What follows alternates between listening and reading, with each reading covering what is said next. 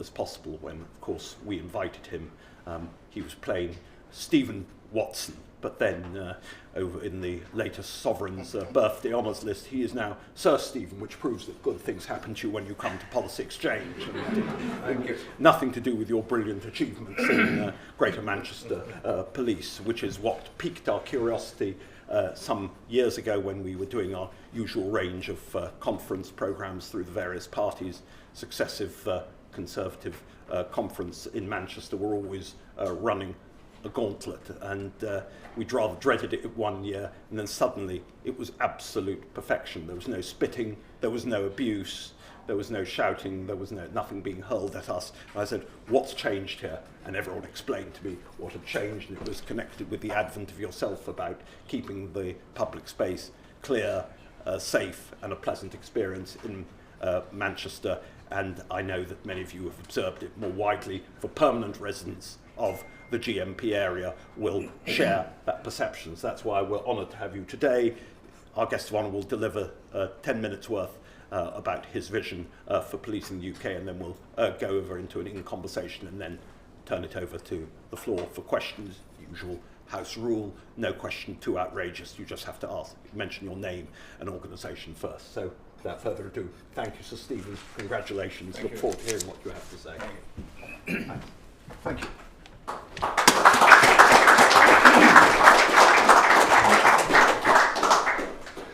Well, good afternoon. Thank you very much for that kind introduction, and thank you for inviting me to participate in our discussion today. As has been suggested, I'm merely going to speak for 10 minutes.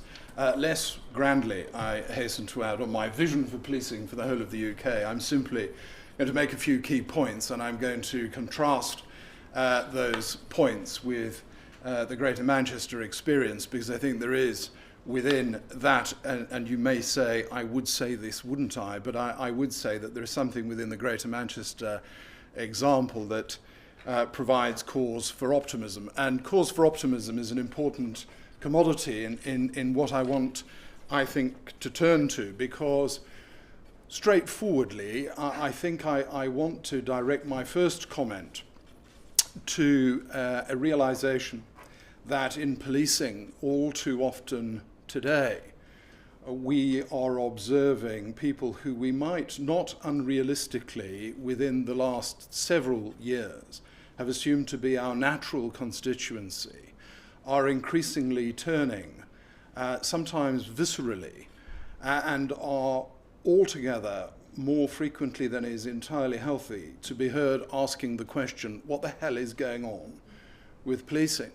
And that to me seems a really important question to answer, because it does point rather to the gap between where policing currently stands and where the public, represented by the polity, certainly the commentariat, but of course, most importantly, the public themselves.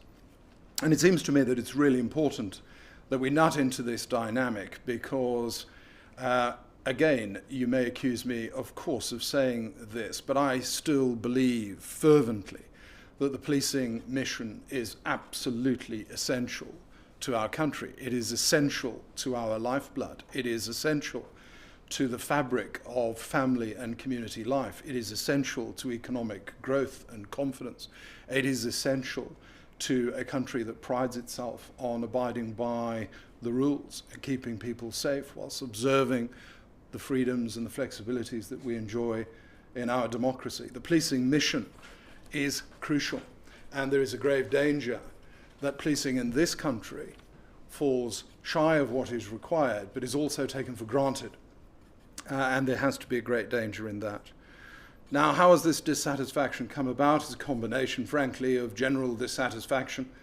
It is not for me to do politics, but it would be churlish to deny that one does not obtain a sense anywhere that there is other than a degree of discomfiture as to the way things are sometimes happening in and around our country. And there are many reasons for that. But it seems to me that policing cannot be immune from that general sense. Secondly, of course, we've had examples of the most appalling misconduct and criminal acts from serving police officers, people who ought never to have been recruited in the first instance, and people in respect of whom our culture ought to have been sufficiently robust to have expelled those people from the organisation well before the dreadful, dreadful things have happened. And we bear the scars as a result. But I think as importantly, and if not more importantly, in terms of the general sense of policing, it is what I describe as a failure to do the basics. There is too much in what the public expect of us that we are consistently failing to do.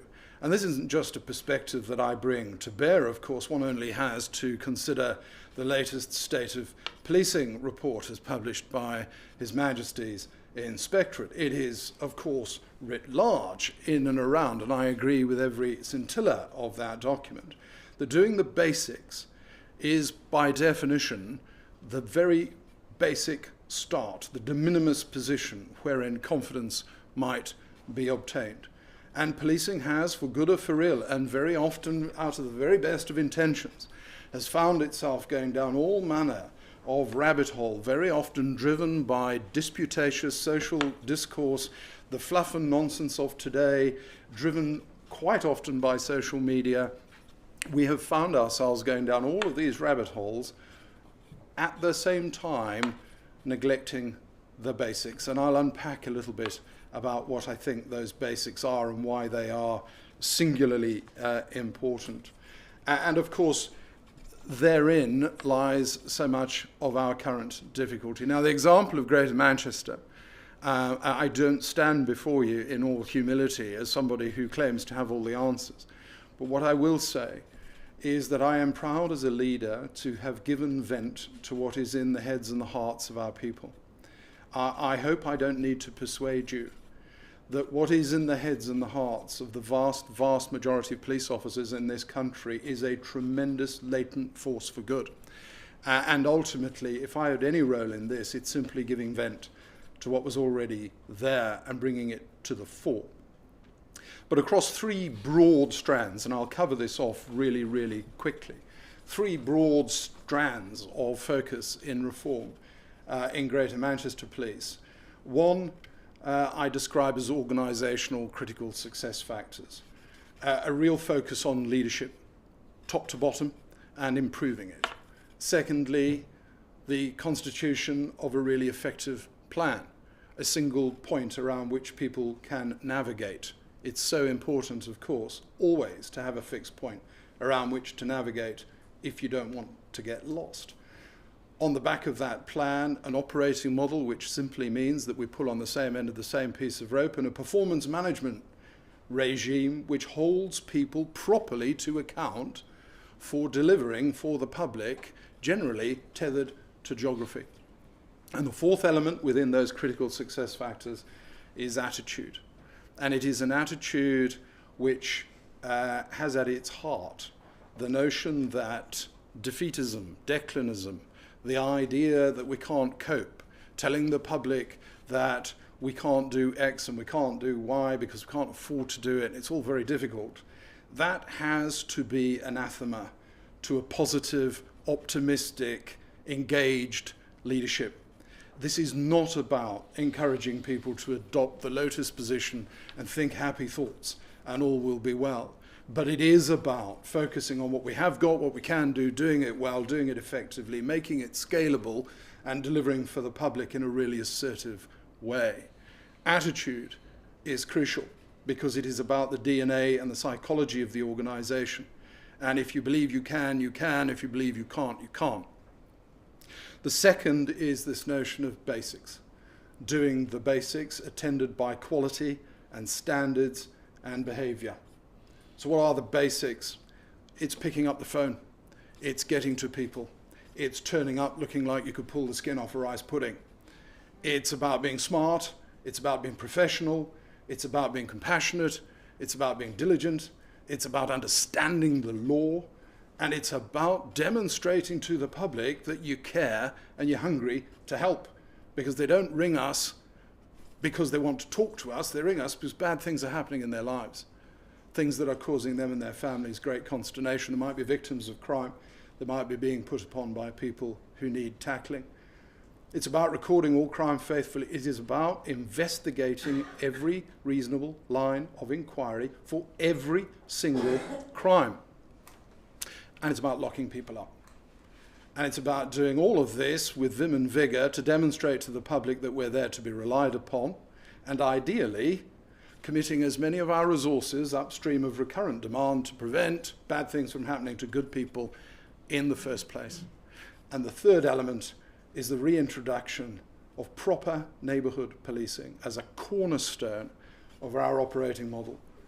Neighbourhood policing is not the answer to everything, but it is part of the answer to everything. You cannot manage counter-terrorism, serious and organised crime, sex offenders in the community without a first-class neighbourhood function, nor can you live within your means, because it is through the practical orientation of people in the neighbourhood construct upstream of recurrent demand through a very clear-eyed, enforcement-oriented, problem-solving approach that you manage your demand. If you don't grip demand, demand will grip you. It'll turn the whole organisation into a reactive farce, and people will end up chasing their tail in ever-decreasing circles and obtaining poorer and poorer outcomes for the public. And in that melee, they will come to persuade themselves that we can't do things like investigate crime, which is described as at the lower end and therefore not very important.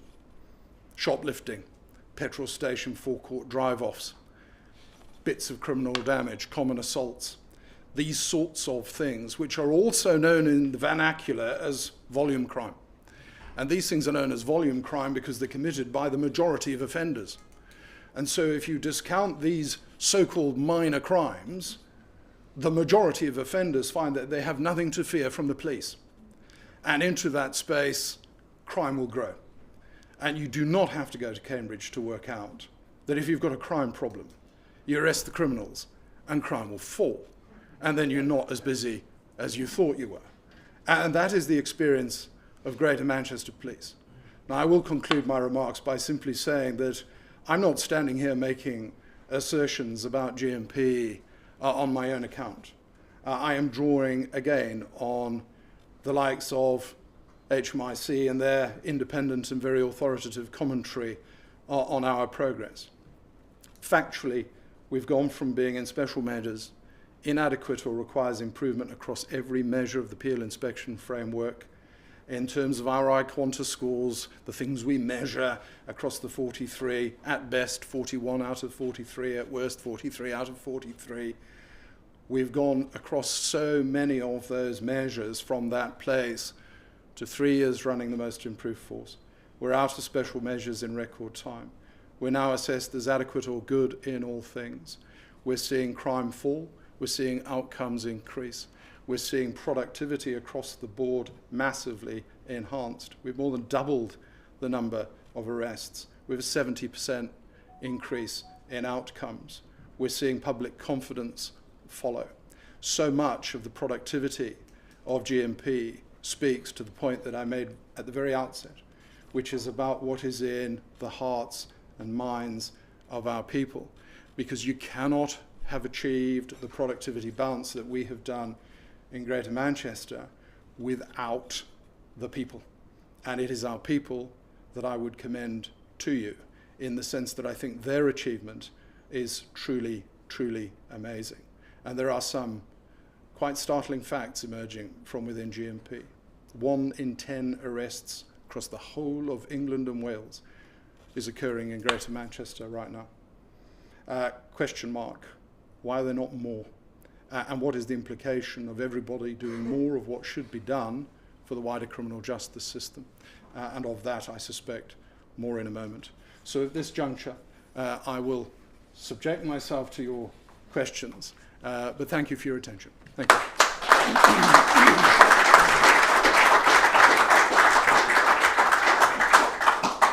Thank you for that outstanding presentation. Just a few questions from me first and then open the floor, because so much, obviously, food for thought in what you said.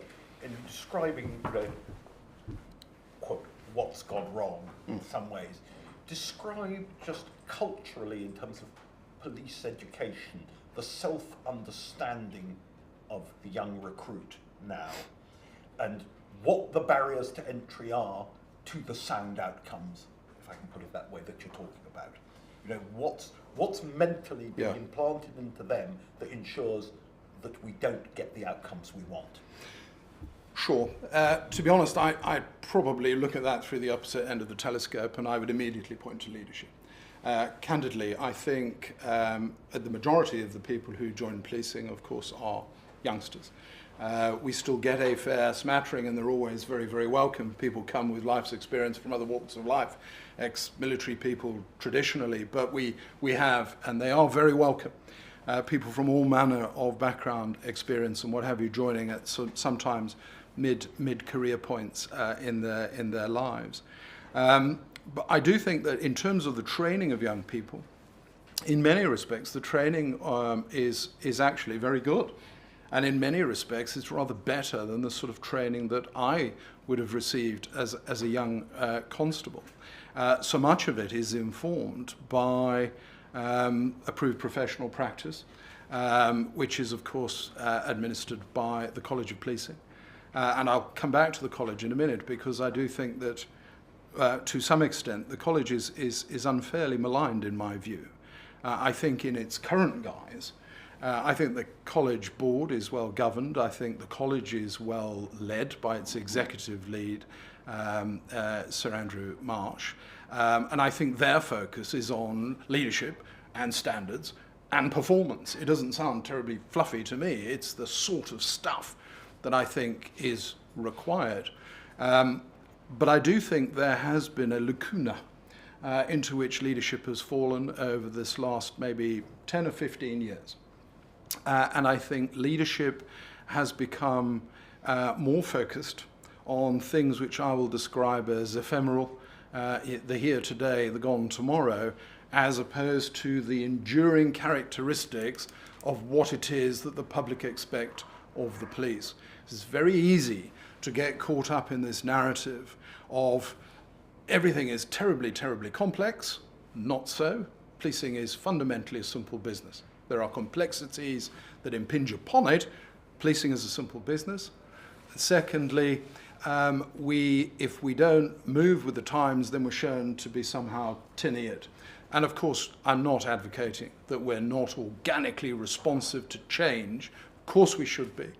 But the fact of the matter is, what the public were asking for from the police 30 years ago is the same thing as they're asking for the police today. And it will be the same thing that they're asking for in 30 years' time.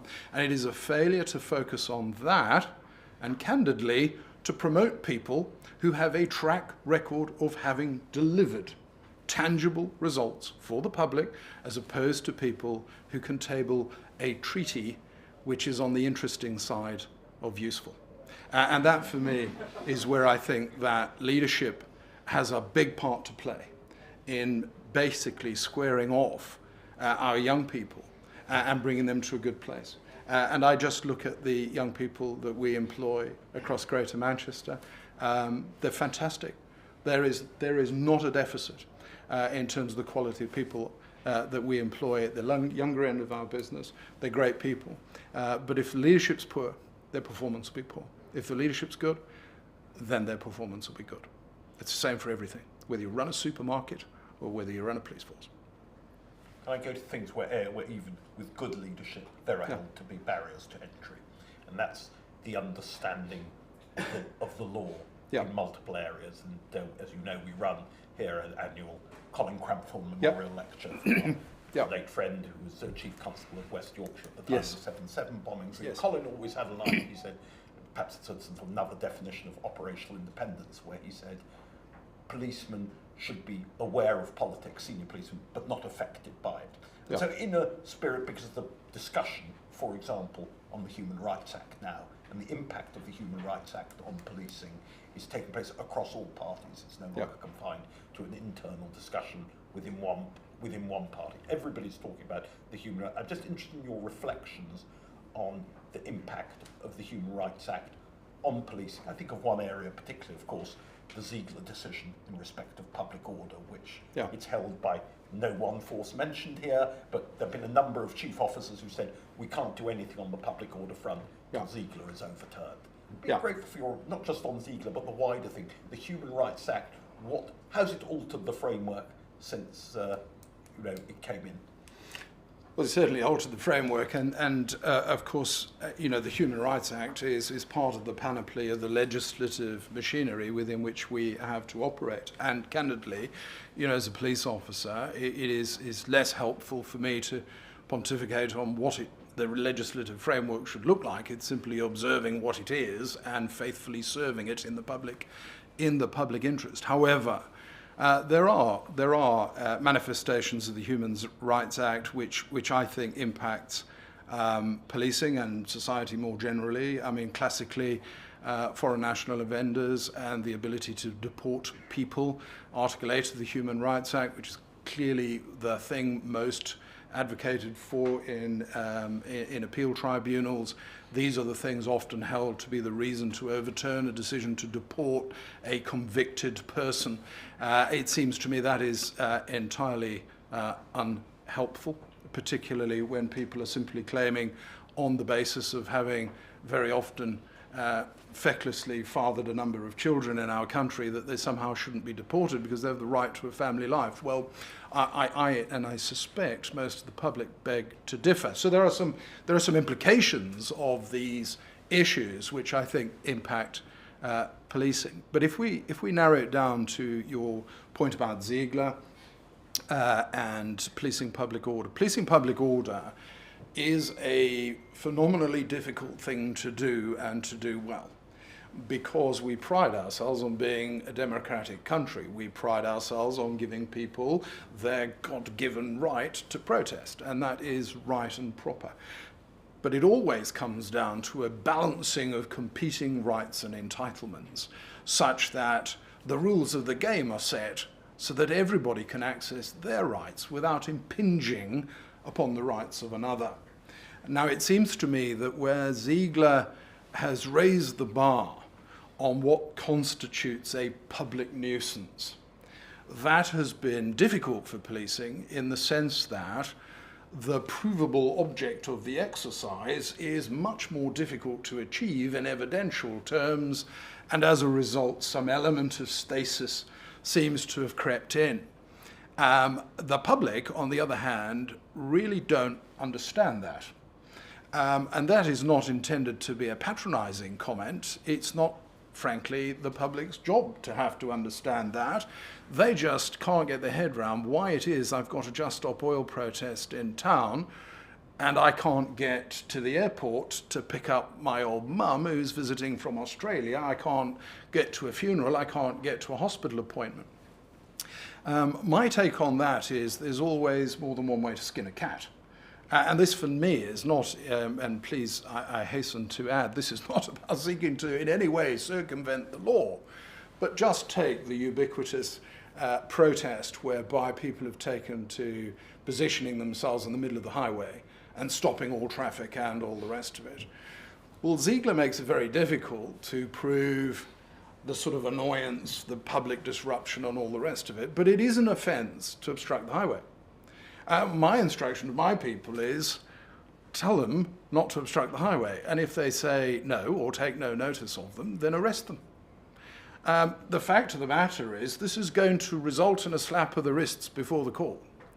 But it is going to result immediately in an exiting of the obstruction on the road, and the public can go about their business. So it seems to me that there is something about what is the intent. And I think we've probably got a little bit hung up on the complexities of the law, and we've lost sight on actually what is the immediate problem and what it is that the public would expect. And I would say to you that in Greater Manchester we had a Just Stop Oil protest once. And it lasted for 45 seconds. And we haven't had another. And the reason for it is we've simply said it's an offence to obstruct the highway. If you want to protest, you can go and do it over there by all means. That is your lawful right, and we will respect it and facilitate it. But you can't do it here. So it's not a bring and buy sale. Do it told, or you get locked up. That's it. And I think there is a lesson in that. On the barriers to entry for effective policing, obviously one of the things that's been a lot in everyone's conscience in recent days, the Casey report on the grooming gangs, which is of relevance to say the least. Yes. GMP Very much in so. another era, through into this era, the very different circumstances. And also the common thread with, again, pre your time, during the time of the Manchester Arena bombing. Yes. And the common thread between the Manchester Arena bombing, for those members of the audience to refresh the memory, is that the security guard in the Manchester Arena bombing didn't interdict the jihadist whom he saw behaving in a peculiar way because he thought that he would be accused of racism. Mm. And then we have now, with the grooming gangs, the common thread, although a very different circumstance, the common thread, authorities, including the police and including GMP, being afraid of being accused of racism. I'm interested in, because there are millions of people out there of all backgrounds who want action. You know, and I'm just interested in your reflections about the barriers higher than ever to climb in this respect, the space in which policing has to swim, and the lack of politicians throughout this era having your back. And I'd be grateful that there are politicians of all parties here in the room today, supporters of all points of view. Your reflections on that is that the sort of the terror, what will it mean? Is this a career-ending decision if I dare to interfere with the jihadist with his pack on his back, doing whatever he's doing? I'm suspicious of him, not really worth me intervening. So if I take out of that question two broad elements, one is the fear, the misplaced fear of being accused of racism and therefore not doing what needs to be done in the public interest, and on the other hand, this broader notion of, do people have the back of policing? If I deal with the second part latterly. Firstly, I mean, as has been pointed out through Casey, and frankly before that Jay, and before that several other reports, there is certainly a narrative where people, in a misplaced sense of being super sensitive about matters race, have not confronted the practical reality, the core dynamics of a problem in front of them. And it's really important in policing that you play the ball that's bold. You describe the problem, you faithfully attack the various ingredients of the problem, and you do so without fear or favour in the public interest. That, of course, is the theory of what we're about. I do think that, in a sense, particularly when we're talking about CSE, I do think, however, it is possible to overstate the fear of being accused of racism as the single most significant issue in failing, and we did fail, to protect vulnerable people in the past. I think equally and very significantly was just a simple acceptance that for a variety of reasons, the state, local authorities and policing in particular were simply not very good at doing what they ought to do. We were not very good at collating evidence. We were not very good at passing aside what were the sort of strange cultural norms of the day, which was to assume that vulnerable people were somehow, somehow guilty of conspiring to be abused. This notion of these are very difficult people and they're the authors of their own downfall. That, for me, as a cultural issue, was a very, very strong thing that we did not break through. And I would remind people that sometimes there was a film in the 80s called Rita, Sue and Bob 2. I don't know if anybody can remember it. Ironically, it was, I think it was a Channel 4 film. It was a comedy. It was a comedy about a man who was having sexual relations with two schoolgirls. And it was seen as a comedy. It was put on mainstream television. Everybody thought it was rather funny. That's what we're up against. Because, of course, it was never right. It was never appropriate. And in today's world, quite rightly, you'd come down on that sort of dynamic like a ton of bricks. And rightly so. So I think there's all manner of thing within that. And what I would say, certainly of GMP bears perhaps more vivid scarring around child sexual exploitation than in most areas. It fell to me as the newly appointed chief in South Yorkshire to pick up the Rotherham fallout, and then of course into Greater Manchester, Oldham, Rochdale, South Manchester. So one becomes very familiar with the themes of failure that pertain to this. If there's a positive side, and there are very few positive sides to the extent to which we failed people and genuinely let down vulnerable people, for which I have unreservedly apologized. If there's a positive side to it, it is that we've probably come out the blocks more quickly than most. Our contemporary practice is as good as anywhere and probably better than most.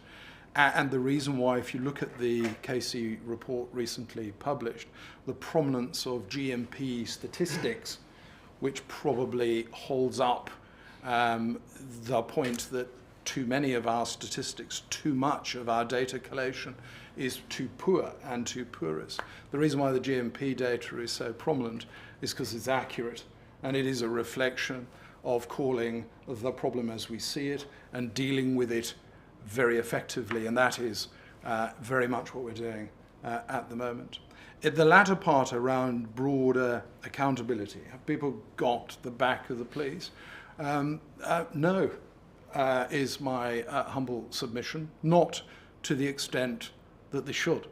It does not in any way seem to me to be the case that I'm calling for police officers not to be accountable for their use of powers and what have you. Of course we must be accountable, and it's important, of course, that we always imply to particularly younger service officers, you do actually have very significant powers which have to be deployed very professionally, because by definition to do otherwise would be reprehensible. However, we've seen a lot of examples where officers acting in good faith, doing what their training implies, and arguably delivering an effect that the public would expect, then being dragged through disciplinary procedures, putative criminal procedures, sometimes for years. Some of this at the top end might speak to issues such as the Cabba episode recently. Some of it might speak to police drivers racing to deal with a counter-terrorism incident and frankly crashing their car and being held to the level of, would a careful and competent driver have done this? Well, a careful and competent driver wouldn't have driven through a red light. Ergo, they must be guilty of driving dangerously. This is a police officer who is bravely attending an emergency on all of our behalves.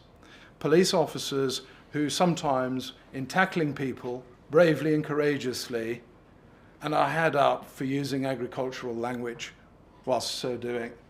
It seems to me that we need to look at that afresh. I am not advocating the use of poor language and all the rest of it, but folks, it's called adrenaline. It's called being a human being. It is not about not being professional. And ultimately, hands up. I have arrested people in certain circumstances where I've probably called them some beastly things. That's not because I'm unprofessional, and it's not because I don't recognize that that is not what we should do. It's called adrenaline.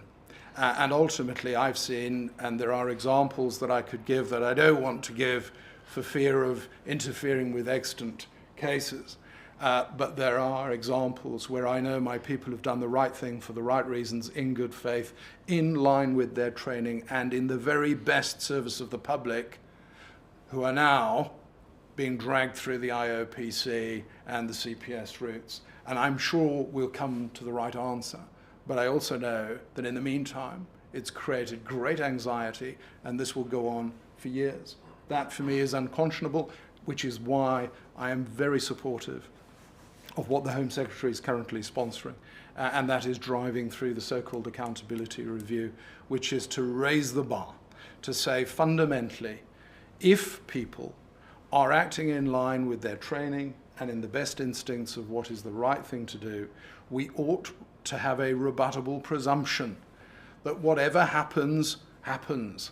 It does not make the officer a criminal unless there's really good reason to do that. We ought never, I think, to immediately treat our officers as criminals and work back from that space. That is the obverse of what we do for everybody else. But we don't do it for police officers who are really putting themselves on the line in our collective interests. So I'm very passionate about the fact that I don't think we have the back of our police officers as we ought to. And you'll see in the last gasp, forgive me, I know I'm banging on now, but in the last gasp, if you don't support your officers to do the right thing, they won't. If you don't back your officers to do stop and search, they'll stop doing stop and search. And if they stop doing stop and search, you'll see street robberies going up. That is a fact. So it seems to me you need to support our people to do a difficult job to bring safety and security to the public whom we serve. I know that we many want to come in. Just final very quickly, because it's been on our minds here, it's been on the minds of many people in the country. David Spencer wrote an excellent paper about it. Your view of non-crime hate incidents. Should they be scrapped as we've urged here at Policy Exchange? Simple answer, yes. I think they should.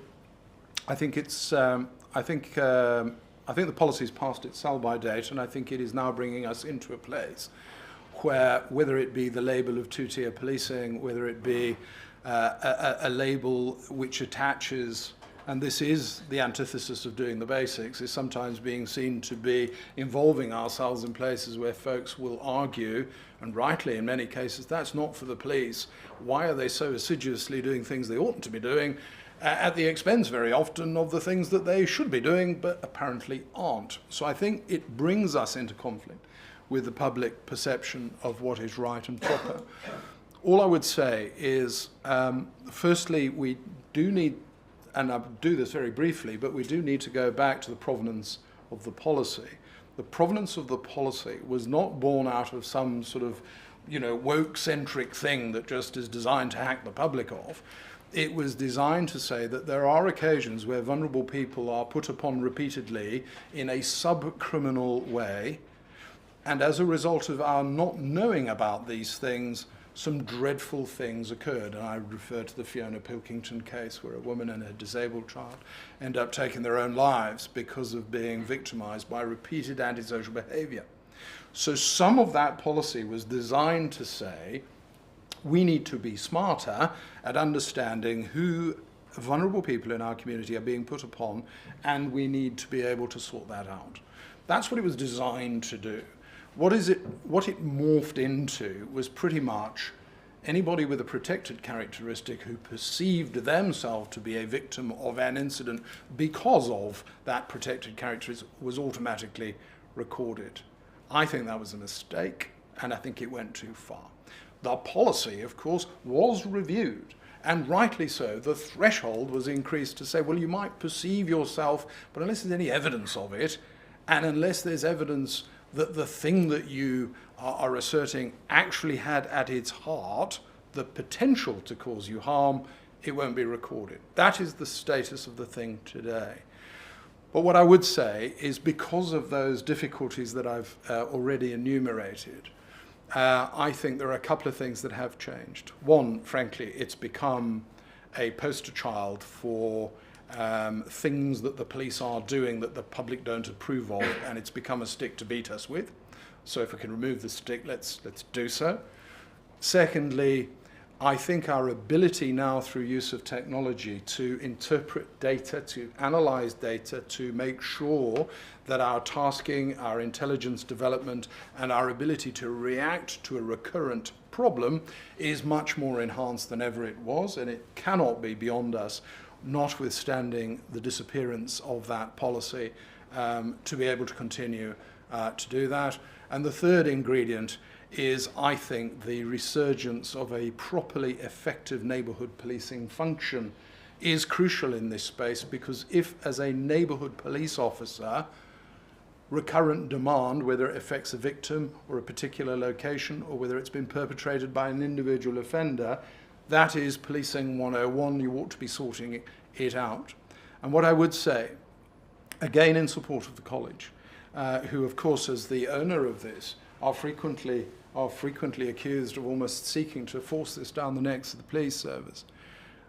They do to some extent also have to have regard to the Home Office incident recording practices.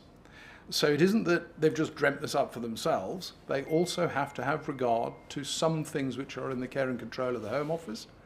But actually the College of Policing itself, over 6 months ago, wrote to the Home Secretary saying that we need a wholesale review of the policy. And I know, because I led the debate in Chiefs Council at the same time, it was unanimously supported in Chiefs Council.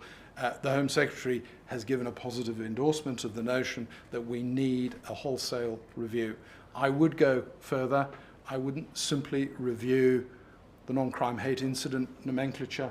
I would also review all crime and incident recording as well, because it is still a fact, particularly with crime recording, that I can bring an extant set of circumstances into one place. I can bring 6 different crime recording registrars with their 800 pages of guidance, and they will have an entire debate about whether this thing should be a crime, and if it is a crime, which bucket does it go in, and all the rest of it. Nuclear fusion is not as complex as crime recording. We have to record crime accurately. I'm a real proponent of that, because if you don't even record it, you can't investigate it. But ultimately, I think this is all mixed up in the same nomenclature. A very long-winded way of saying, yes, it should be scrapped. Well, that will be wonderful for our Twitter feed, so it will be very grateful for that, indeed. But thank you for all of that. And as I say, you can use as much, to use a term of our agricultural language, as you like. You just have to state your name and organisation first when you do it. So who do I see? I know there'll be many people wanting to ask questions. I see. Gentleman in the front row, please just state your name and organisation. Rod Cowan, Security Affairs writer. Nowadays, much of our public spaces are protected by private security. 90% of critical infrastructure is protected by private security. What are you doing about engaging with private security industry and getting them to lift their game? But I'm particularly interested in the fact that there's a wealth of information out there, intelligence out there that you could be drawing on, and I just wonder if you're doing anything about that. We've got just one other gentleman in the front row as well. I see he had his hand up. Did I see, sir? Did you have your hand up? I did. Yeah, if you just say who you are, please. So sorry. Yeah, Jonathan Hinder, Member of Parliament for Pendle and Clitheroe. I'm Labour, and I was a police inspector in the Met before being an MP. Really interested in what you had to say about the basics, and I've always been really interested in this idea of mission creep. Yeah. I was going to kind of slightly challenge what you said about the public expecting us to do the same things that they expected 30 years ago. Yeah. I'm thinking particularly about the high harm offences, domestic abuse, sexual offences and so forth, which rightly is a core part of our business. Indeed. I wonder whether you think that we do need to have a little bit more of a kind of national debate and kind of agreement on what we think the police should be doing. I personally think part of what has happened is a sort of involuntary mission creep. Yep. We're talking about all the rabbit holes, etc. So I'd be interested in your kind of thoughts on how we simplify that mission, because I think it is a little bit more complicated than saying do the basics well. Yeah, sure. Thank you. I'll come back to that. So, I think the first question around are we essentially harnessing that which stands beyond policing but is complementary to it? Yes and no. Yes, in many regards, particularly around licensing and accreditation of security personnel and our being able to influence their training regime and the way that we communicate and interact at a tactical, practical level. Yes, I think we're doing that. Are we truly harnessing the potential, the intelligence, the ability to have them as a bolt-on to our core tasking? Probably not, is the short answer. And I think there's more to be done in that space. And without wanting to sound like a broken record, this again takes me back to neighbourhood policing and effective neighbourhood policing. And whilst I think, I'm not suggesting for 1 second that neighbourhood policing is not about, because it is, stitching ourselves into the very fabric of community life. and doing nice things with the community and being seen to do those things. It's an understandable, important part of neighbourhood policing, but it's not neighbourhood policing in its whole guise. Neighbourhood policing is about practical problem solving, and it's about working with other people to solve problems. And it is fundamentally about nutting into recurrent demand, understanding the features of that recurrent demand, and making sure that it is de-risked, lowered in terms of intensity or volume or whatever it might be. And into that space, we need increasingly to work with wider partner agencies and agents not of the state, but who, operating in good faith, can be made very useful. You know, in a nutshell, I think we do a bit, but we could do more. Insofar as your question, I started in Nelson and Burnley, so you would have been you would have been a former, well, you would have been my MP, but alas, we're 37 years too late. So I know Pendle well. No, I don't disagree with you that there are novel and emergent things that were not in the public mind 30 years ago that they do require us to do today. When I say doing the basics, what I'm describing is picking up the phone, discriminating between those we need to get to now and who we can get to later, turning up in all circumstances, particularly where people, for example, have been burgled, always being professional, always being diligent, always being smart, always knowing our business, always looking like we care, properly recording crime, properly investigating crime, arresting people, bringing folks to justice, putting quality paperwork to the Crown, and trying to get upstream of recurrent demand. That's what I'm describing in terms of the basics. The basics are not easy, but they are straightforward.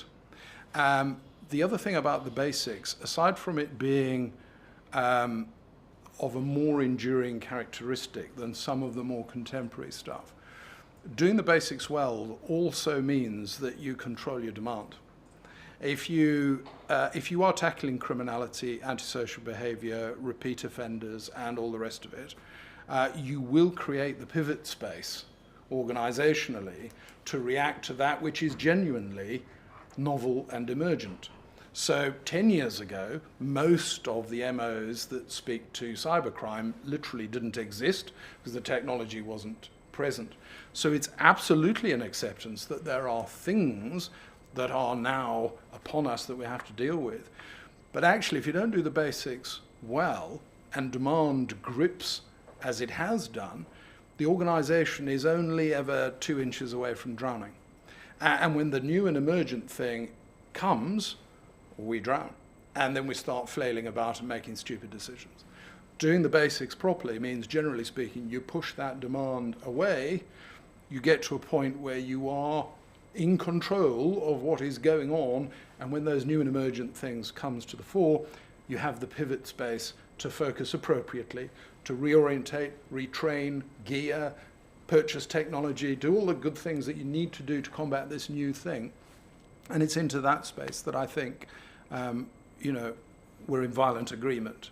But as I say, it isn't as basic as doing the basics, but it just depends what you think the basics are all about. And fundamentally, if you are actively, proactively oriented toward problem solving, and you can get all parts of the organisation to pull on the same end of the same piece of rope, frankly, we have today enough to do a lot better than we have been doing. Brilliant. Can I just get a flavour of the room, see who wants to ask questions? I see online, waiting patiently, Martin Evans of the Telegraph. Martin, can you hear me? Martin? See if I'm third time lucky. A third. Martin? No, Martin. I'm going through to run, just looking through to the back. I'm so blinded by the light. I'm impartially not sure whom I'm asking from, but I see a hand towards the back by the row there on this side of the room. Please just say your name and organisation. Thank you. I'm Hannah Galley. I'm a Westminster City Councillor. I would love to get your views on the government's review of short sentences. Obviously, we know prison places are in hot demand. So it would be good to get a sense from you whether you think there's an opportunity here to deal with crime and what the result of crime in the community through rehabilitation and community tagging, or whether you think that you've talked about sort of volume crimes being on the rise, and here in London we see phone snatching particularly, whether you think it risks eroding public trust. And just one more question, I just think so we can have as many of the people. Well, there's somebody there with a hand towards, the left side as I look at it. Yeah. Name and organisation, please. Yeah, David Walker, I'm the Bishop of Manchester. I know Stephen very well, we're good friends. I also co-chair of the National Police Ethics Committee of the NPCC. And that committee really came out of what happened during COVID. And one of the things it found itself having to deal with was, I think, governmental overreach, or particularly Secretary of State overreach, where ministers were wanting to turn the police into an agent of delivering government policy rather than the Pelian principles that I hold dear to. Obviously, things have moved on. We have a different government now. Where are you under political pressure, Stephen? And what can we do to support you? Okay, thank you. So, insofar as the first question, if I come at this through the prism of policing first, and then rehabilitation second, and public third, which is the inverse of how I'd normally do it, because for me it's always public first. But I think from policing, if you take, for example, the recent funding settlement, now, I'm not, because I reiterate my point, I absolutely repudiate the language of, woe is us, we can't cope, we're going to stop doing things for the public. I just abhor that style of leadership, because it's no good for the public, it's no good for our own people, it's not what we should be doing. But if, nonetheless, you look at the funding settlement, it is better than flat cash, but it's not quite, it's half a yard short of the inflationary pressures that are to come. So it's not catastrophic, but neither is it great. So it's somewhere in that middle mush. And within that, it seems to me that I'm really, really optimistic that we can continue to sustain our improvement. And frankly, there's more that can and should be done. We can be more effective, we can be more efficient, and there are many things that we can do to buy off recurrent demand. There are two caveats to that. One is the broader criminal justice system is undercapacitized.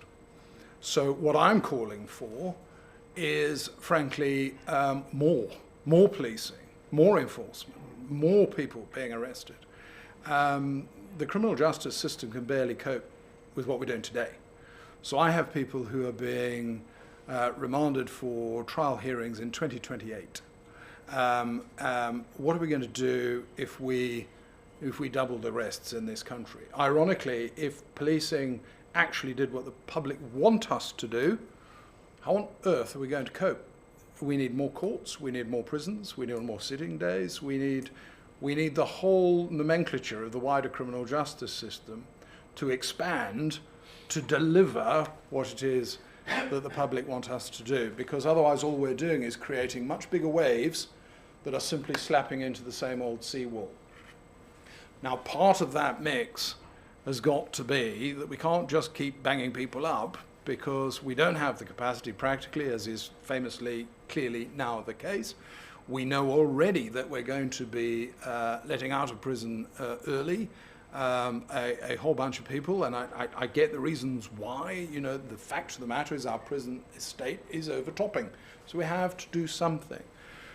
My nervousness is that the focus isn't necessarily on it's a better thing to do for the offender, for the victim. It's an expedient thing to do because practically we can't do anything else. So the police are going to have to step in large measure, to a lot of sweeping up.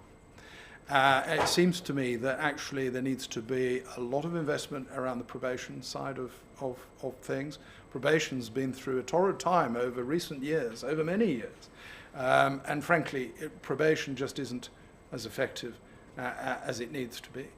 It seems that there's no doubt that rehabilitation, community sentences, all of that, there's a good evidence-based case for doing that and doing that in the public interest. But it has to be done well, because if it's done in a slightly slapdash way, it's not justice, and the public won't accept it.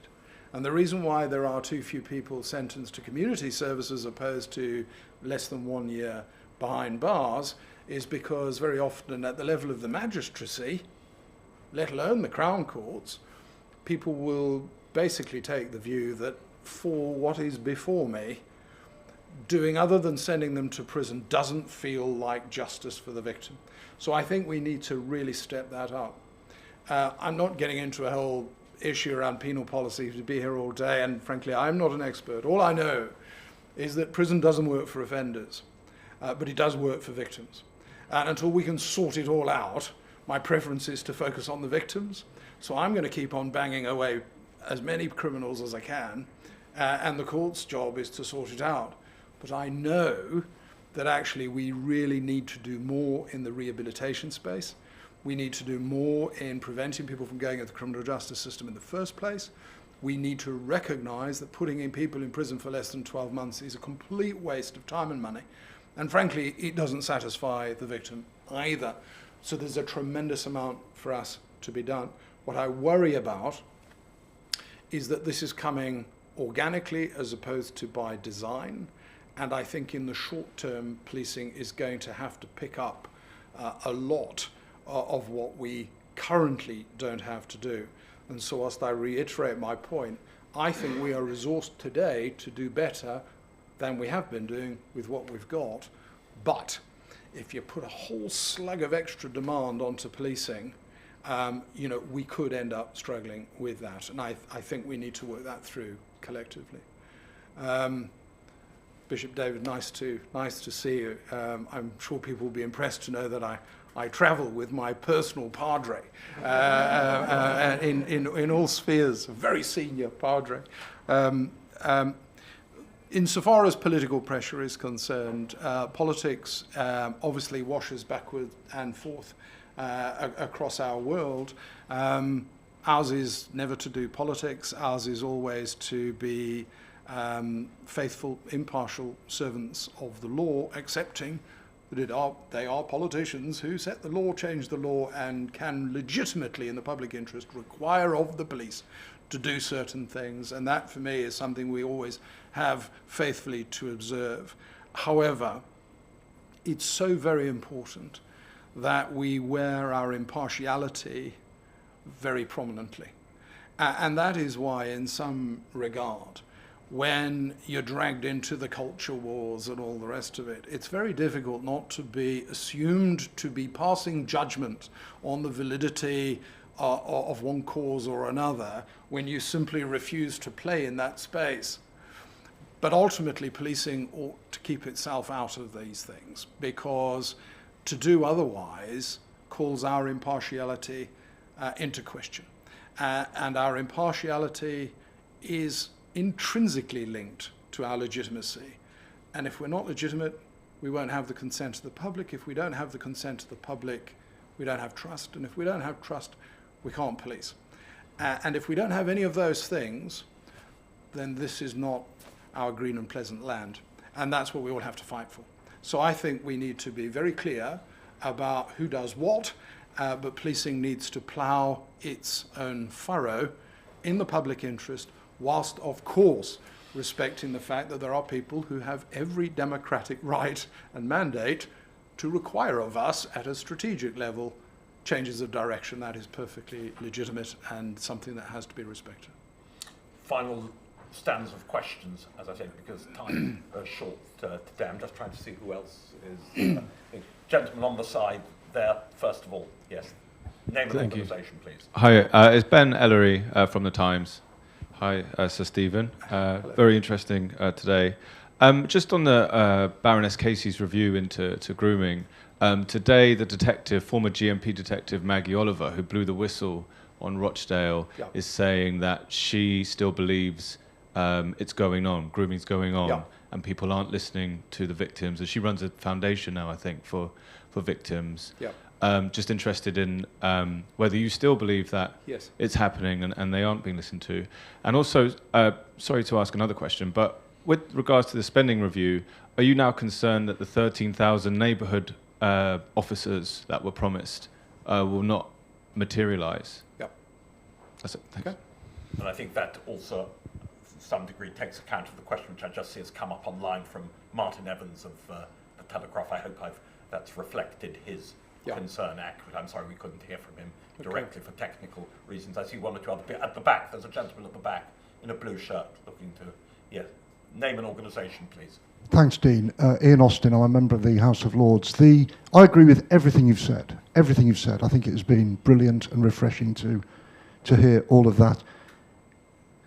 Isn't the way, just on this point about the prison population, surely if the police did what you advocate, which is taking a really tough line with things that people think are low-level crime, burglary, car theft. I mean, I think they're really serious, by the way. Yes, I do. Burglary, car theft, street robbery, antisocial behaviour. If people responsible for behaviour like that were hit really, really hard early on, that these things were taken seriously, really seriously by the police, that would prevent them committing much more serious crimes further down the line and then having to end up being sent to prison. So surely your approach, the approach you're advocating, which is a really tough approach early on, could actually see the prison population not being as big as it is now. Yep. Is that the case? Is that naive, or is there some truth in that? Just one more question.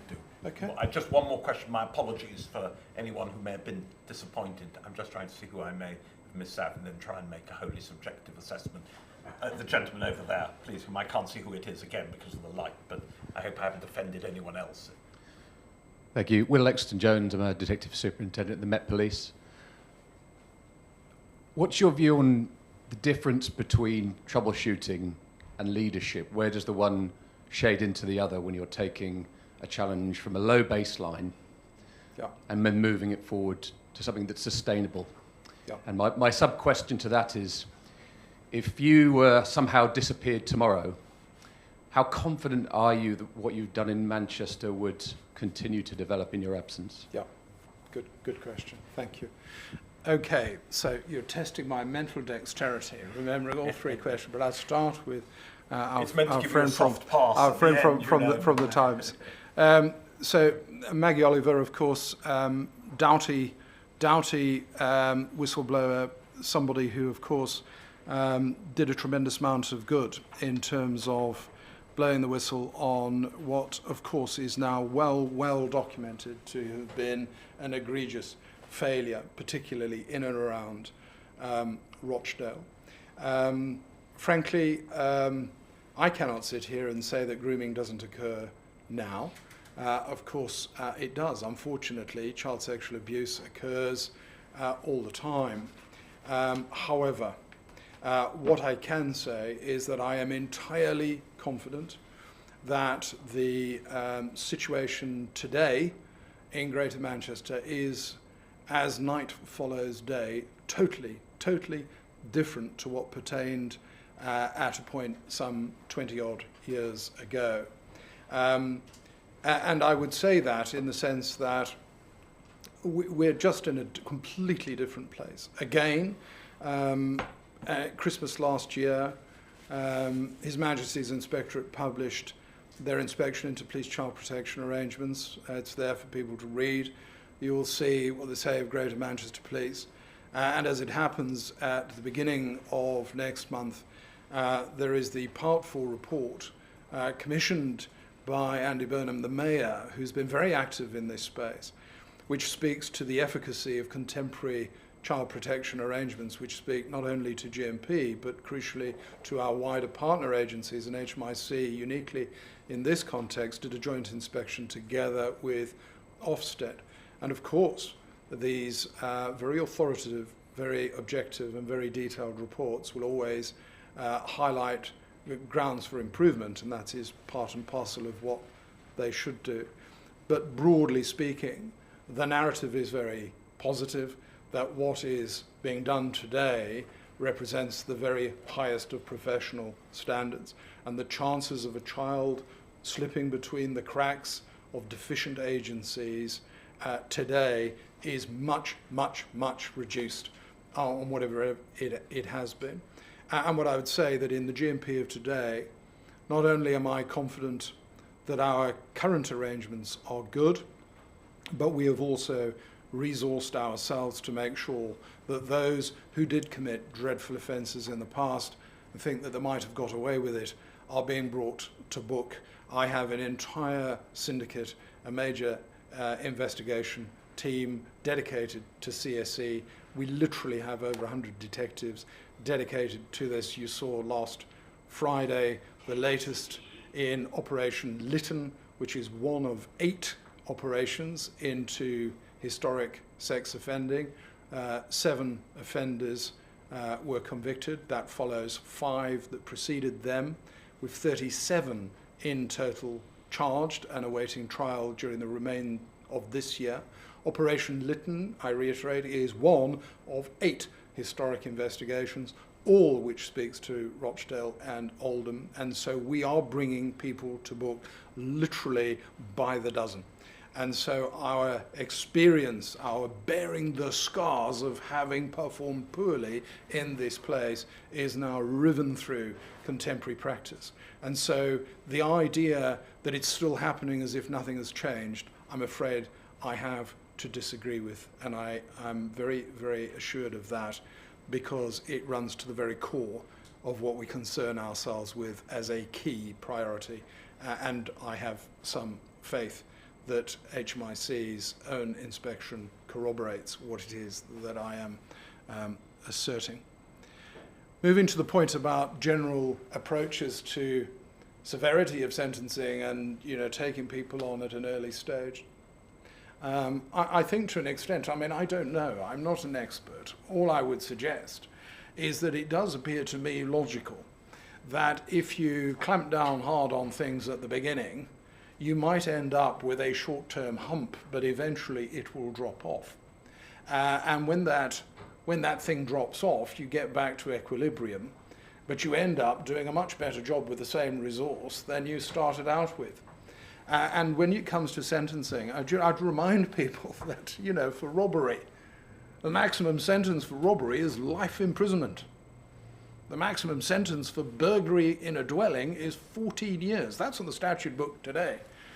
But actually, if you look at the sentencing criteria, on the 3rd conviction for burglary, you get a mandatory minimum of 3 years. So 14 years is the maximum. But if you add up 3 times over, the sentencing guidelines is for 3 years. Now, does that make people disinclined to commit burglary or not? I would question. I'm not advocating all burglars should go to jail for 14 years right from the get-go, incidentally, albeit it wouldn't be a bad thing. But we haven't got the space. But in truth, I do think there is something about we need to be really rigorous about upholding the law. And I do think there is a tendency not to uphold certain elements of the law because the courts don't appear to take it very seriously. Well, that's a slippery slope. It's a slippery slope to say we don't enforce this law because, generally speaking, there's a lot of people who choose not to observe that law. Well, sorry, the law's the law. If that law is somehow now fallen out of fashion, if it is no longer resonant with the public and the polity, then change the law by all means. It's not for the police to pick and choose. And I do think that having an artificially permissive sense of what's okay is really dangerous. And so when it comes down to, some element of the basics, I'm really annoyed if my people drive past folks who parked on zigzags, if they drive past somebody who drops litter.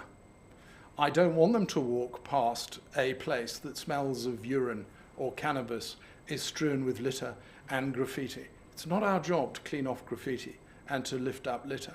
It is the local authority's job. And we ought to be working hand in hand with them to say, this location is not acceptable. People should not have to put up with it. And some of that in practice, Operation Vulcan, Cheetham Hill. Cheetham Hill was the counterfeit capital of Europe. It had been going down the tubes for 30 years. There was a nexus, this is not apocryphal, a mapped nexus of 32 organized immigration crime groups. There was prostitution, people being prostituted to repay debt because they had been smuggled into the country. So people abused for sexual purposes, people abused for their labour, the manufacture of false prescription drugs, etc., etc. The list goes on. Operation Vulcan, we smashed that to pieces in 8 months. We led, but we drew in 57 other agencies. And one of my supers, I capture his phrase because I like it, because it does sum up a no-nonsense approach. And he said, if in Cheetham Hill you choose to fish in the River Irwell, you'd better have a rod license. And that, for me, sums up the approach. 218 outlets for counterfeit goods, all gone. Can't buy counterfeit goods in Cheetham Hill today. Well, we put up with this for 30 years. People used to get on coaches to drive to Cheetham Hill to buy counterfeit goods from organised crime groups. And everybody knew about it. So if you look at Cheetham Hill today, the retail value of real estate in Cheetham Hill has gone up 60% in the last 2 quarters. And the 2 local authorities have brought their development plans forward by 10 years. We're going to be building 4,000 houses in Cheetham Hill, and of course we're leveraging private investment because your investment is now secure, where previously only a lunatic would have put their money into Cheetham Hill. That, for me, is effective policing, and it's a no-nonsense approach to tackling everything at source. Good things happen. If you don't do that, you're going to catch a cold, and it proves time and time again. So nipping the little stuff is really good policing. Last question. If I take the latter part of your question first, how confident am I that if I go under a bus, things will proceed? As confident as you can be, having now been the chief of GMP for 4 years, on the basis that from day one, my instinct was always to choose a really good leadership team, develop the right leaders, precisely so that whether I go under a bus or move on or whatever, they will pick up the baton from where I left it, and we will move on. Because what you come to appreciate very, very quickly, I know you will know this, but there's no one of us is indispensable, and there's no one of us, frankly, does any more than catalyse and encourage leadership in others. The day you believe that you are the one is the day that you're either weirdly narcissistic or you're just wrong. The fact of the matter is we have, I think, dispersed leadership at all levels. And I would say that I took South Yorkshire Police from a similarly poor position. It's like a broken record. Special measures, inadequate in all measures, 43 out of 43. We took South Yorkshire Police from that right up to the place that was good in all parts and outstanding in some, and it's still in the top 5 performing organisations in the UK. And that's been sustained. In fact, the Peel assessment after I left was a better one than I obtained when I was there.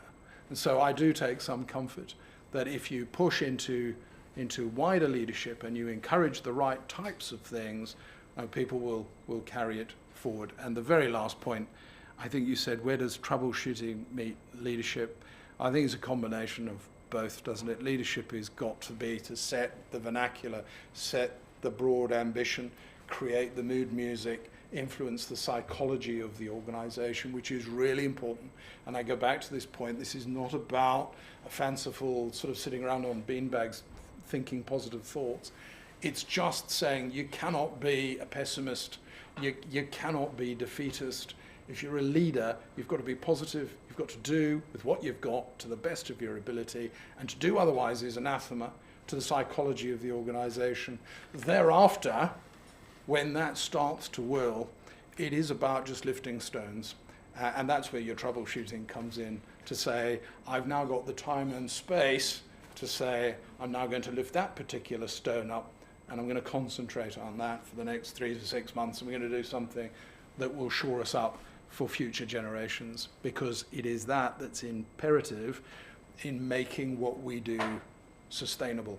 So when I talk about leadership, plan, means of delivering the plan, attitude, back to basics, quality, standards, behaviour, neighbourhood policing, cornerstone of driving recurrent demand out of the system.